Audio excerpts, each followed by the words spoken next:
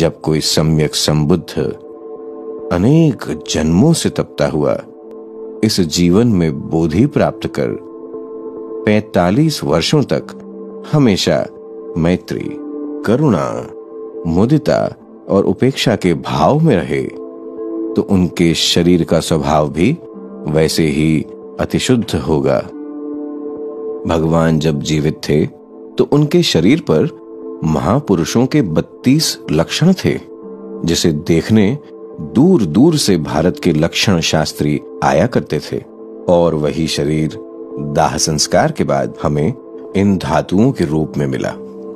भगवान के समय के 8 राजाओं में वो शरीर धातु बांटी गई और उन राजाओं ने उन पर 8 चैत्य बनवाए। जिस मटकी में भगवान की शरीर धातु रखी थी उस पर ब्राह्मण द्रोण ने स्तूप बनवाया और जो भस्म थी उस पर पिप्पली वन के मौर्यों ने स्तूप बनवा दिया। इस प्रकार भगवान के दाह संस्कार के बाद 10 स्तूपों के बनवाए जाने का वर्णन मिलता है। इस दौरान भगवान के उपदेशों को सुरक्षित रखने के लिए धुतांगधारियों में अग्र अरहत महाकाश्यप के नेतृत्व में 500 अरहत भिक्षुओं द्वारा प्रथम संगीति का सफलतापूर्वक आयोजन हुआ।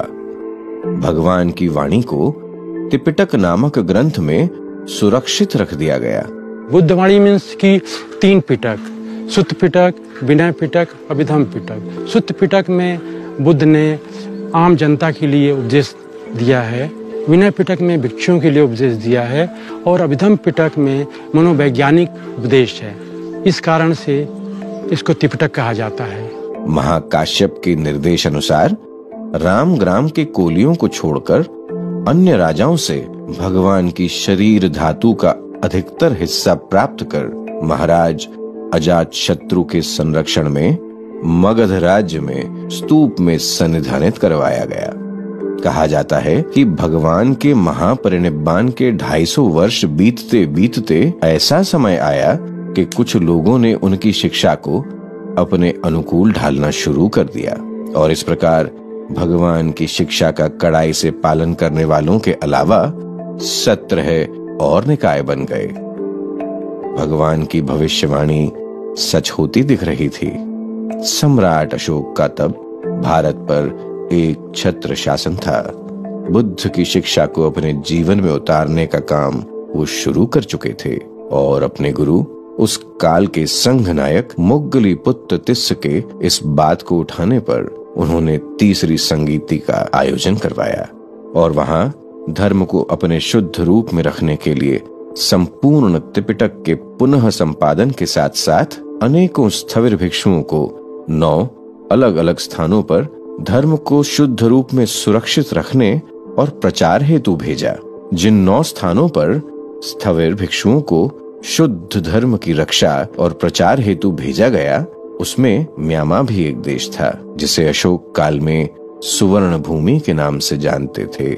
मान्यता है कि मुग्गलीपुत्र तिस्स ने उस समय ये भविष्यवाणी की कि ये जो बुद्ध, धर्म और संघ नामक 3 रत्न हैं वह सुवर्ण में सुरक्षित रहेंगे। 2500 वर्ष तक संभाल के रखेगा और फिर भविष्यवाणी की कि 2500 वर्ष के बाद जब भारत में इसका नामो निशान नहीं होगा तब ये बर्मा से भारत आएगा।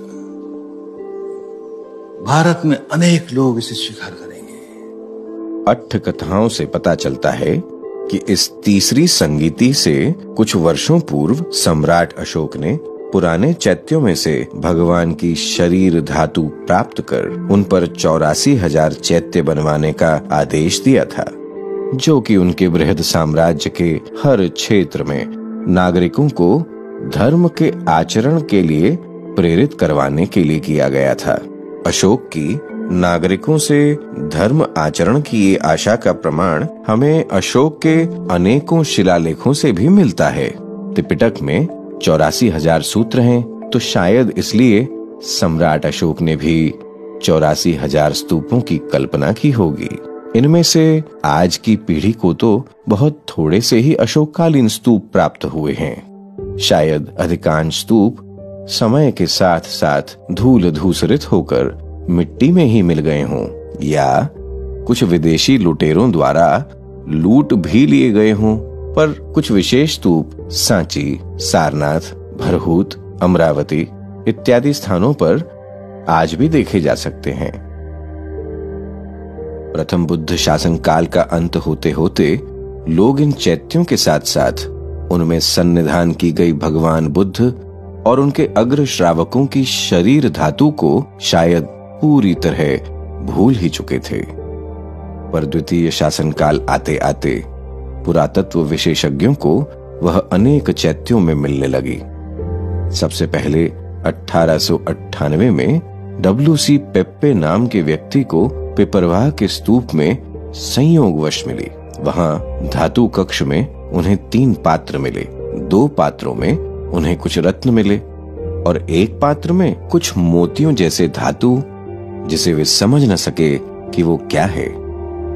इस पात्र पर ब्राह्मी लिपि में कुछ अंकित था, जिसे पढ़वाने पर पता चला कि पाली भाषा में भगवा लिखा है। तब ये बात समझ आई कि उस पात्र में भगवान बुद्ध की शरीर धातु है। उस समय के भारत में भगवान बुद्ध के जीवन के विषय में जानकारी न के बराबर रह गई थी, और जो कुछ थी उनमें अनेकों भ्रांतियां ही थी। ऐसे ही उनकी शिक्षा और उनके सिखाए गए मार्ग के विषय में तो कोई कुछ जानता भी नहीं था। वहीं म्यामा में भविष्यवाणी के अनुसार भगवान की शिक्षा और उनके द्वारा सिखाया गया मार्ग अर्थात ये विपश्यना साधना की विधि बहुत थोड़े से ही भिक्षुओं के बीच गुरु शिष्य परंपरा द्वारा सुरक्षित रही। तो इन थोड़े से आचार्यों ने ये विपश्यना की शिक्षा लुप्त ना हो जाए। भारत में लुप्त हो गई, बाकी देशों में लुप्त हो गई, हमारे यहाँ लुप्त ना हो जाए, इसलिए संभाल कर रखी कि 2500 वर्ष के बाद ये विद्या भारत जानी है, बुद्ध की शिक्षा सारी भारत जानी है। तो हम उसको शुद्ध नहीं रखेंगे तो जाएगी कैसे, और जाएगी तो शुद्ध रूप में कैसे जाएगी। वहां शायद सोण और उत्तर के साथ अशोक काल की वह भविष्यवाणी भी मौखिक रूप से प्रचलित हो गई थी। वहां के समाज ने इस अमूल्य रत्न को न सिर्फ संभाल कर रखा, परंतु द्वितीय बुद्ध शासन काल में उसे भारत वापस भेजने के लिए भी तत्पर रहे। इसी गुरु शिष्य परंपरा में लेदी सायदो नाम के स्थविर भिक्षु हुए, जो 1894-95 में कृतज्ञता व्यक्त करने भारत आए। भगवान से जुड़े अनेक स्थानों की उन्होंने यात्रा की। भारत में भगवान बुद्ध और उनकी शिक्षा के प्रति दयनीय अवस्था देखकर उन्होंने शायद सोचा, The Dhamma has to spread round the world and it will spread round the world if the householders take up this vision, because people will have more confidence in them, one thing, and people will feel more non-sectarian in taking Dhamma from them, and people will feel that this path is not merely for monks. So then he was the first person who decided that there must be householder teachers.